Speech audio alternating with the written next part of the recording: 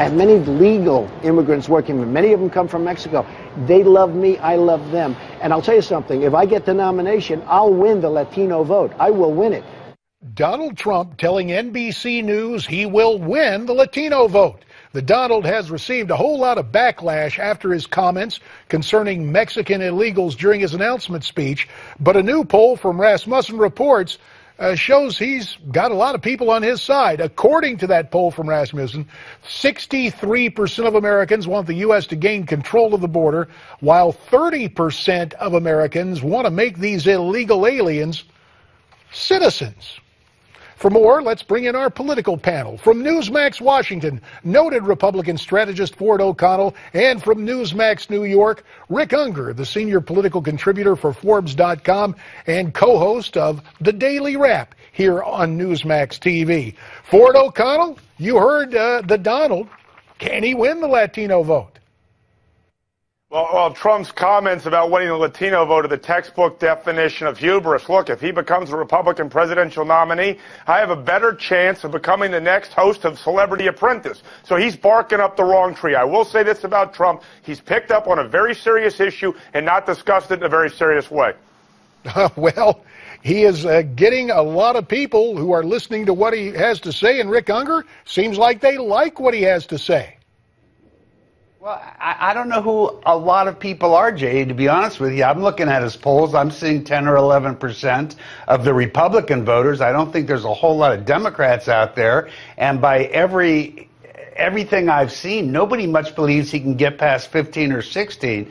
But you know what? It's becoming interesting to me. If Americans now want somebody to be their president who is a bore, who is a braggart, who is rude, who is everything that my parents, and I suspect your parents and Ford's parents, told us not to be when we grew up, then maybe that's who they should have. Yeah, but you know, Rick, the situation is a lot of people have been mannerly and they've been patient and they've heard politicians of both parties say we must secure the border and nothing gets done. Ford O'Connell, at times you have to have guys who are going to stand up and go after it, and Trump seems to be doing that.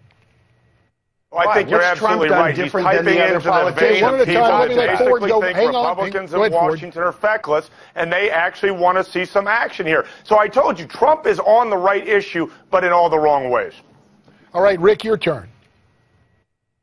Yeah, he's talking about it. Who hasn't been talking about it for years? Take a look at polls going back before we considered Trump seriously for president. You'd find the same numbers coming in the same way. People have the majority of people have long wanted the borders to be secure. That's not new, and it's not happening because Donald Trump said it should. He's just talking about it in a way that's offending people, which gets him press, which is what he wants. He's done a fabulous job of keeping this alive for weeks and weeks and weeks. Great for him. It's what it's all about with him as his brand. Really terrible, as I think my friend Ford there made clear, for the Republican Party. Well, now let's take another look at this because, apparently NBC and Univision and the PGA and Macy's and CERTA and all these companies believe that he believes what he's saying because they've bailed on him.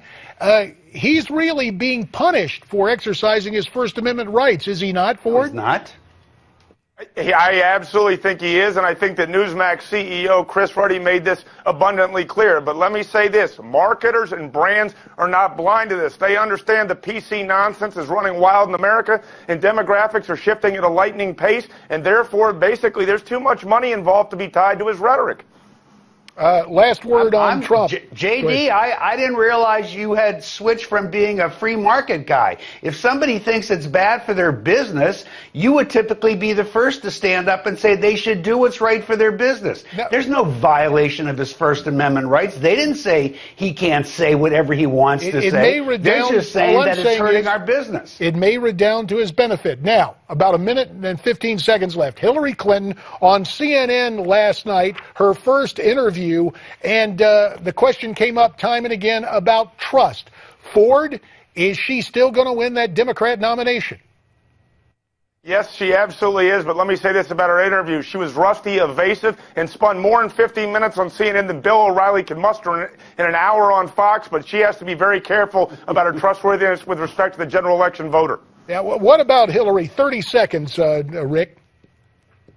Actually, I think Ford summed it up really well. I didn't think she was great. She is still going to win the nomination. I don't think she did anything to overcome these trust issues yesterday.